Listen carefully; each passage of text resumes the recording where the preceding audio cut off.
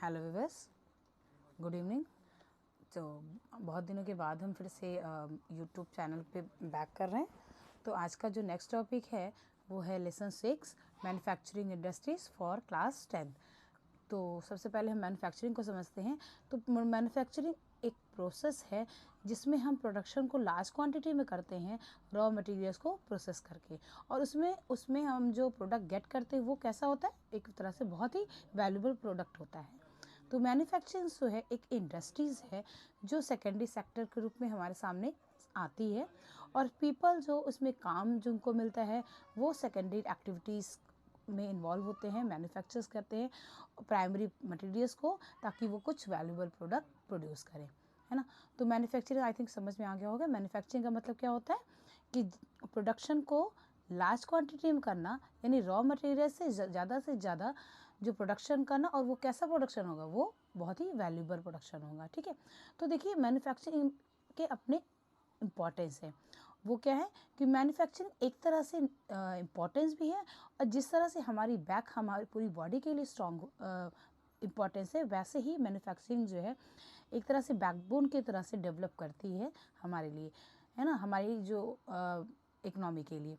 तो क्योंकि मैन्युफैक्चरिंग जो इंडस्ट्रीज़ है वो हेल्प करती है ना, कि हम एग्रीकल्चर को क्या बनाएं, मॉडर्न बनाएं, है ना, मॉडर्निज्म की तरफ ले जाती है।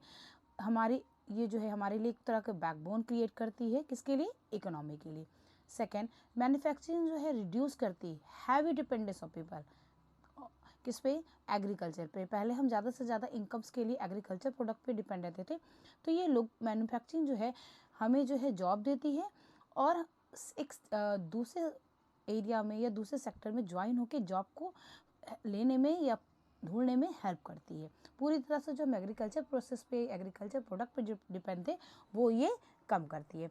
इंडस्ट्रियल डेवलपमेंट्स जो हेल्प्स करता है, जब मैन्युफैक्चरिंग के द्वारा जो इंडस्ट्री इस्टेब्लिश होती है वो हमारे अनएम्प्लॉयमेंट को दूर करती है, हमारे पोवर्टी को हटाती है, और इसका एम ही होता है कि जो ब्रिंगिंग जो डाउन रीजनल है उनको इस्टेब्लिश इंडस्ट्रीज़ में ले आना, क्योंकि वो उस वहाँ के बैकवर्ड एरियाज के होते हैं, तो उनके भी कंडीशन को इम्प्रूव करना होता है।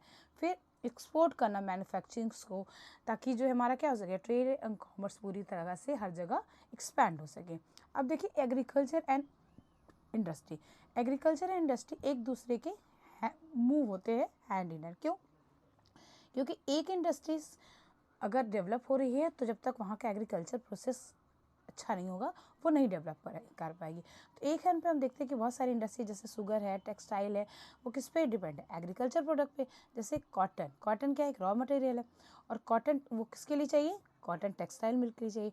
दूसरी जगह हम देखते हैं कि बहुत सारी इंडस्ट्रीज जो है fertilisers, irrigation, स्पम्प, PVC pipe, tractor, tools, ये सब क्या है, ये इंक्रीज करते हैं एग्रीकल्चर के प्रोडक्टिविटी की। मतलब हमारी जो ग्रोथ है, जो हमारी एग्रीकल्चरल प्रोडक्ट की डेवलपमेंट है, वो किस पे डिपेंड है, इंडस्ट्री के प्रोडक्ट पे डिपेंड करती है। आज जो बहुत सारे काम जो हम हाथों से करते थे, आज मशीनों के कारण हमारा समय भी बच रहा है, और जितने लोगों की ज़रूरत होती थी वो कम हो गए हैं, है ना।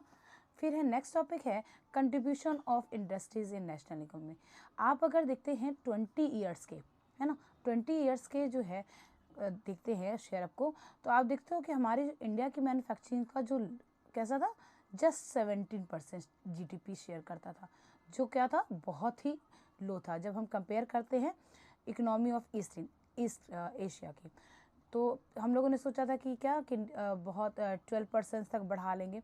तो आज जो है विच हैज़ बीन अराउंड, जो आज हमारा 12 डिकेड से कितना रह गया, 7% है।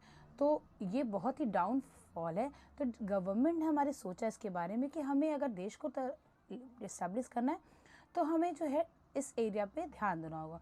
तो गवर्नमेंट ने मैन्युफैक्चरिंग इंडस्ट्रीज पे ध्यान दिया ताकि वो डेवलप हो हर तरह के सेक्टर से।